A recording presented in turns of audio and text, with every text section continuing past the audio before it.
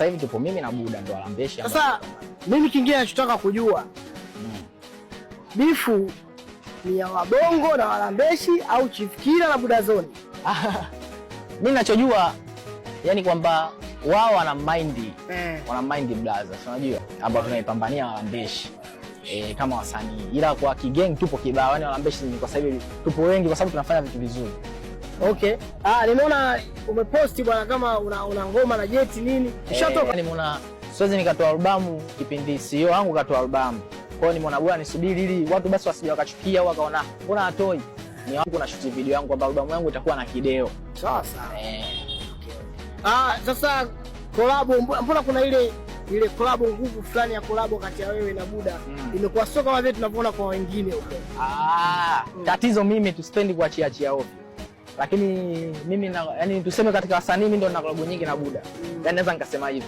Kwa sababu kuna ambazo zipo ndani, kuna ambazo nimetoa labda challenge, wengine ndo wanaimba, wanafanya zao.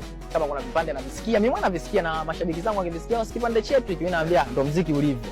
Kwamba kuna muda uwezo kumzuia mtu ati pale pale wewe unaimba kipande changu, haiwezekani. Kwa hiyo utaishia tu kukaa mwenye chake atajulikana. Naona kwenye mtandao wa TikTok huko kumekuwa na madada huyu si 32 au 45 huyu shu Walambeshi, huyu shu Bongo, huyu sijui nani. Yaani imekuwa ni mtiti.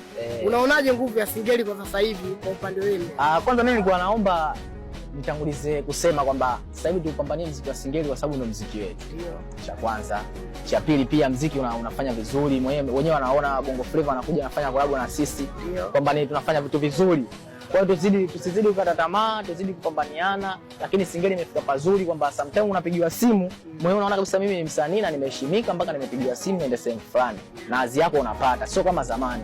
Japokuwa hatujafikia malengo na inabidi tupambane ili tufikie malengo zaidi ya hapa, lakini sio kama mwanzo kwamba ukionekana sehemu mtu anajua mtu fulani huyo. Hivi sasa 2 na battle zinasababisha kwamba kuna wasanii wachanga nao wanataka kuja kwenye game, kuna namna fulani wanakosa nafasi kwa sababu mashabiki wengi wamekuwa akili yao imefocus hivi kama ilivyokuwa kwa Diamond na Alikiba. Unazungumziaje? Hapo tu niseme wasikate tamaa, pia waangalie vitu vizuri.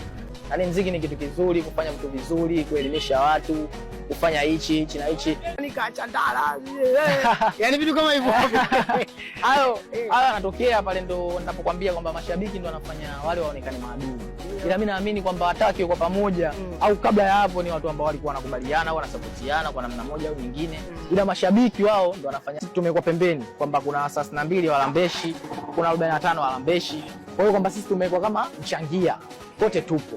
Lakini kote kwa sababu sisi hatuna zile wanazoleta wao kwamba au mashabiki zetu kwamba kuwapamblisha bwana ile haitakiwi na pia sio nzuri lebo au sijaingia katika lebo ya Walambeshi, mimi nilikuwa najipambania mwenyewe. Kwa hiyo kwamba na mimi ningetoa namba yangu nisingependa kwamba eti watu sio waone kama ndio imekuwa vita. Mimi nilikuwa nataka watu wapokee vitu vizuri, wafanye wa support tunachofanya kwa sababu tunaumiza vichwa ili wao wapate burudani. Sawa. Cha mwisho unawaambia nini mashabiki wa muziki wa Singeli? Mimi niwaambie nawapenda sana, ategemee vitu vizuri. Hapo mwenyewe kama soon naachia ngoma na Jeti, nimeua au wewe utatoa comment nani kaua.